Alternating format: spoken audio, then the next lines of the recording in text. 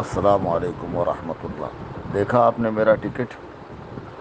رات میں 1 بجے میں نے فصیح الدین صاحب کی آڈیو دیکھی، 12 منٹ 1 سیکنڈ کی۔ میں نے آدھے گھنٹے کے بعد اس کا جواب 12 منٹ 15 سیکنڈ کی آڈیو میں دیا، جس میں نے ان کی دی ہوئی تاریخ اور ان کے بتائے ہوئے مقام پر مناظرے کو قبول کر لیا، اور ان کے دیے ہوئے موضوع کو بھی۔ جی ہاں۔ اور پھر میں نے کہا کہ میں ٹکٹ بنا کر انشاءاللہ اطلاع کروں گا۔ پھر مجھے احساس ہوا کہ نہیں، اس کام میں دیری نہیں کرنی چاہیے، یہ تو دین کا کام ہے، اور بسا اوقات تو یہ فرض ہو جاتا ہے، کیونکہ اس کے ذریعے کئی لوگوں کی آنکھیں کھلتی ہے۔ لوگ ماتھے کی آنکھوں سے حق و باطل کا دلکش نظارہ دیکھتے ہیں کہ اللہ تعالیٰ کیسے اہل حق کو غلبہ و نصرت عطا فرماتا ہے۔ میں نے فی الفور ٹکٹ بک کی، اور یہ بھی پرواہ نہیں کیا کہ کتنی مہنگی ٹکٹ ہے۔ حالانکہ یقین جانیے آپ، میں سچ کہہ رہا ہوں کہ لکھیم پور کھیری لکھنؤ سے 115 کلومیٹر کے فاصلے پر ہے۔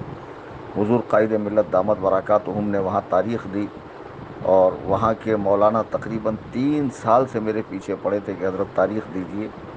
تو میں نے ان کو تاریخ کے لیے منع کیا، میں نے کہا میرے ڈاکٹر کا اپوائنٹمنٹ ہے، میں نہیں آ سکتا ہوں، چونکہ واقعی میں پیروں میں بہت زیادہ درد محسوس کر رہا ہوں، ایک بہت زیادہ معذوری محسوس کر رہا ہوں۔ لیکن مناظرہ ایک ایسی کیفیت ہے کہ اس کے ذریعے حق و باطل کا فیصلہ ہو جاتا ہے، اور لوگوں کی ہدایت کا ذریعہ بنتا ہے۔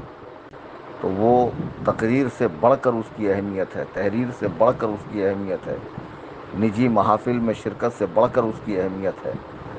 تو میں نے اس کو فوراً قبول کیا، ٹکٹ بنایا۔ اب اس سے اندازہ آپ لگائیں کہ میرے جذبے کا، میرے شوق کا، اور میری دلی مراد کا کہ میں کتنا دل سے چاہتا ہوں کہ مناظرہ ہو جائے۔ بہرحال ٹکٹ میں نے بنا لی ہے، اب کوئی دو رائے نہیں ہے۔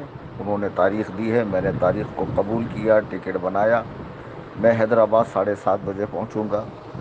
میں گزارش کروں گا حیدرآباد کے جو احباب آنے والے ہیں، ابھی کچھ حضرات سے میری بات ہوئی، تو میں ان سے کہوں گا کہ ارائیول کے پاس کچھ ہی لوگ آئیں، اور میرے لیے ویل چیئر اور ایک عصا کا انتظام کریں، چونکہ میں زیادہ چل نہیں پاتا ہوں۔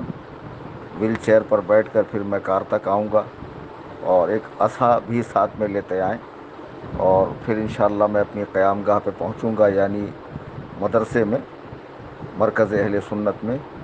وہاں دن میں کچھ آرام ہو جائے گا، پھر علماء سے تبادلہ خیال اور کتب میں حوالے وغیرہ کی تلاش، سارا دن اسی میں گزر جائے گا، اور بعد نماز عشاء انشاءاللہ 9 بجے کا جو وقت دیا ہے، اس میں مناظرے کی کارروائی شروع ہو جائے گی۔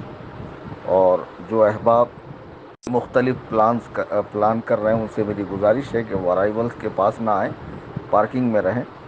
جب میری کار چلے گی تو بھلے وہ جلوس کی شکل میں مرکز اہل سنت تک پہنچے، جو بھی انہوں نے ترکیب بنائی ہو اس حساب سے وہ عمل کریں۔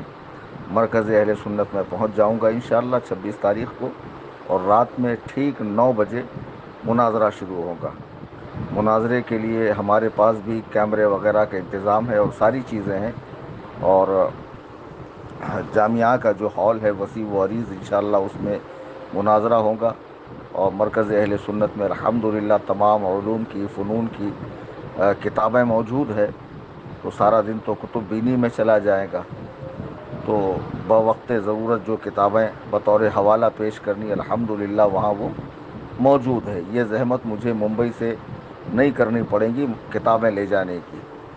بہرحال پھر جب مناظرہ ہو جائے گا تو اس کی جو بھی ویڈیو بنے گی مکمل، انشاءاللہ ہمارے یوٹیوب چینل سنی جمیعت الاحناف پر وہ اپلوڈ ہوگی، اور فصیح الدین صاحب بھی اسے اپلوڈ کریں گے۔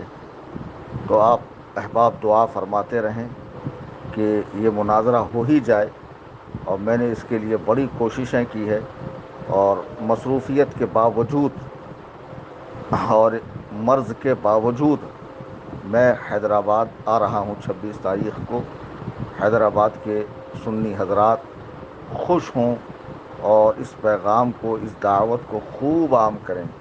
اللہ تعالی ہم سب کو قبول حق کا جذبہ عطا فرمائے، اور مذہب مہذب اہل سنت و جماعت، یعنی مسلک اعلیٰ حضرت پر استقامت عطا کرے۔